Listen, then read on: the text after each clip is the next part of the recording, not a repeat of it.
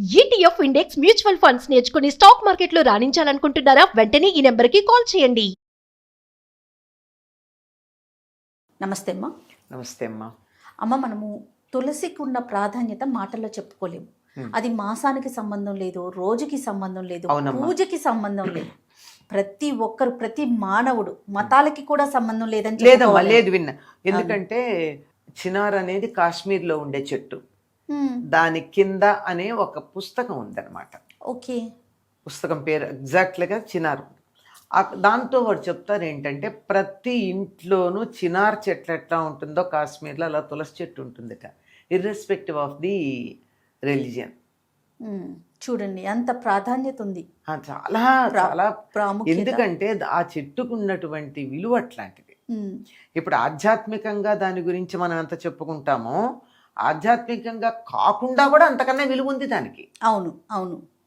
మామూలుగా అయితే తులసి నుంచి వచ్చేటటువంటి ఘాటు వాసన ఏదైతే ఉందో, అరోమాటిక్ స్మెల్ అంటారు, అది ఏదైతే ఉందో అది ఎప్పుడూ కూడా అనేకమైనటువంటి చిన్న చిన్న కీటకాలని వాటిని దగ్గరికి రానియదు. పైగా తులసి చెట్టు దగ్గర ఎప్పుడు ప్రాణవాయువే ఉంటుందట, తులసి నుంచి బయటకు వచ్చేది కూడా.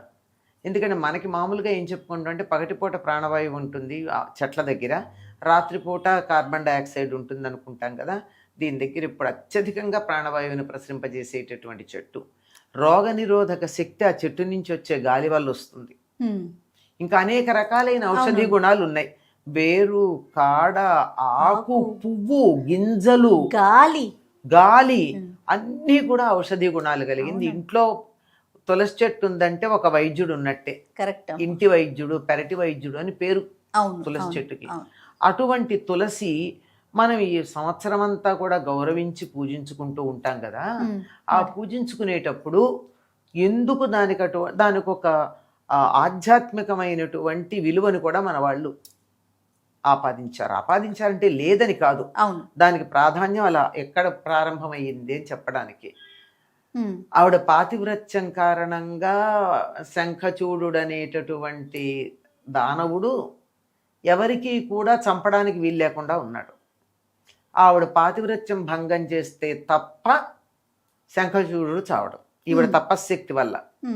అప్పుడు విష్ణువు శంఖచూడు రూపాన్ని ధరించి వస్తాడు. అది ఎలా ధరిస్తాడంటే, శంఖచూడు మామూలు వాడు ఏం కాదు, అతను కూడా కృష్ణ భక్తుడే. కృష్ణ కవచాన్ని కంఠంలో ధరించాడు. దానివల్ల అతన్ని ఎవరు గెలవడానికి వీలు కాదు. అది ఉన్నంతకాలం కష్టమే. కనుక వెళ్ళి ఒక బ్రాహ్మణుడి వేషంలో వెళ్ళి అది అడుగుతాడు విష్ణువు, అది ఇస్తాడు. అది పెట్టుకుని వచ్చేప్పటికి భర్త అనుకుంటుంది తులసి. దగ్గరికి వచ్చాక గమనించి అర్థం చేసుకుని శపించింది, నువ్వు రాయి అయిపో, ఒక పతివ్రత శీలాన్ని పాడు చేయడానికి వచ్చావు కదా అని. అందుకే తులసి కోటలో ఎప్పుడు రాయి ఉంటుంది, మీరు గమనించండి కదా. అప్పుడు ఆయన శాపం పొందితే నువ్వు నన్ను శపిస్తావా అని కోపం తెచ్చుకోలేదుగా విష్ణుమూర్తి. సరే అన్నాడు. తర్వాత ఆవిడ శరీరం వదిలే ప్రయత్నం చేస్తూ ఉంటే ఆవిడ శరీరం అంతా ఒక నదిగా పెడుతుందని, ఆవిడ జుట్టు ఏదైతే ఉందో అది ఒక చెట్టుగా వస్తుందని, ఆ చెట్టుని తులసి అన్న నీ పేరుతోనే పిలుస్తారని, అది నాకు పరమ ప్రీతిపాత్రమని, కొన్ని వందల వేల పుష్పాలతో పూజించినా లేని తృప్తి ఒక్క తులసి దళం అర్పిస్తే నాకు కలుగుతుందని, తులసి లేని పూజ నాకు అక్కర్లేదు అని ఆయన చెప్పాడు. అందుకే కృష్ణ పుష్పసార అని పేరు, కృష్ణప్రియ అని పేరు ఈవిడకు ఉన్నటువంటి పేర్లలో. బృందావని, చక్కగా గుంపుగా పెరుగుతుంది, అది ఎక్కడుంటే అక్కడ బృందావనం అవుతుంది. పుష్పసార, అన్ని పూల యొక్క సారంలో ఉన్న వాసనలు ఒక్క తులసిలో ఉంటాయిట. ఒక్క తులసి దళం అర్పిస్తే సమస్తమైన పుష్పాలతో పూజ చేసిన ఫలితం వస్తుందిట. ఈ రకంగా తులసికి ప్రాధాన్యం ఉంది.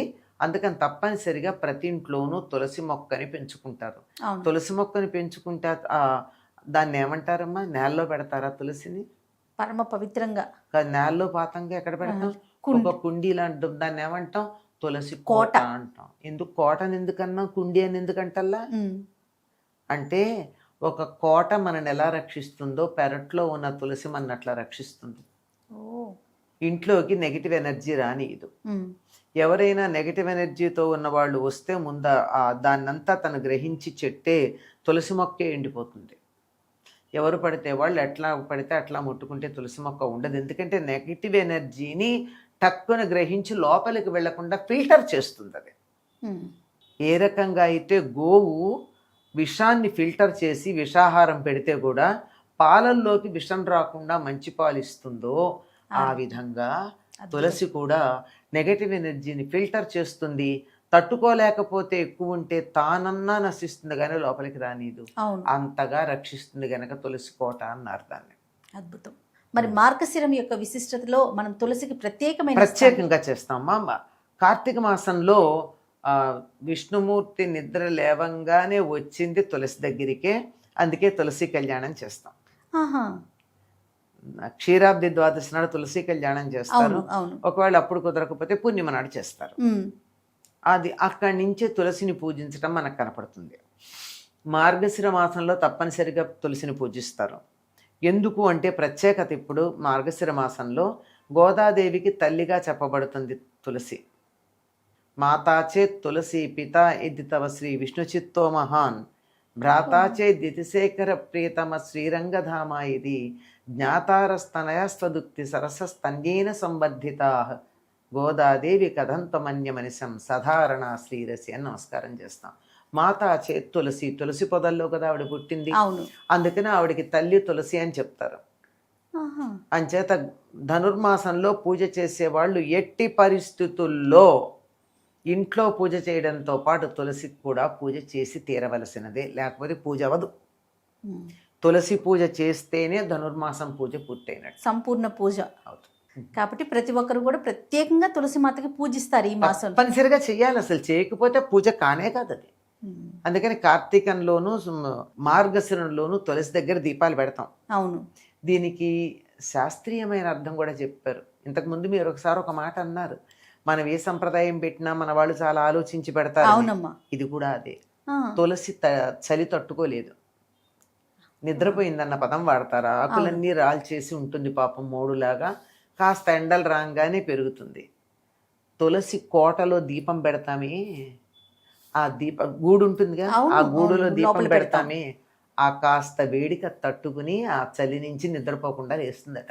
ఓ, తులసికి చాలా ఆ కాస్త వేడి కావాలి, ఎక్కువ కాదు. ఉమ్, అందుకే ఇంట్లో పెట్టేస్తే తులసి మొక్క బతకదమ్మా, ఎండలో పెట్టాలి. అవును, ఎక్కువ నీళ్లు పోసినా బతకదు.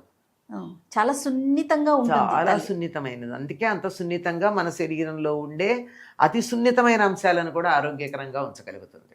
రైట్. చాలా సంతోషం అమ్మా. నమస్తే. నమస్తే అమ్మా.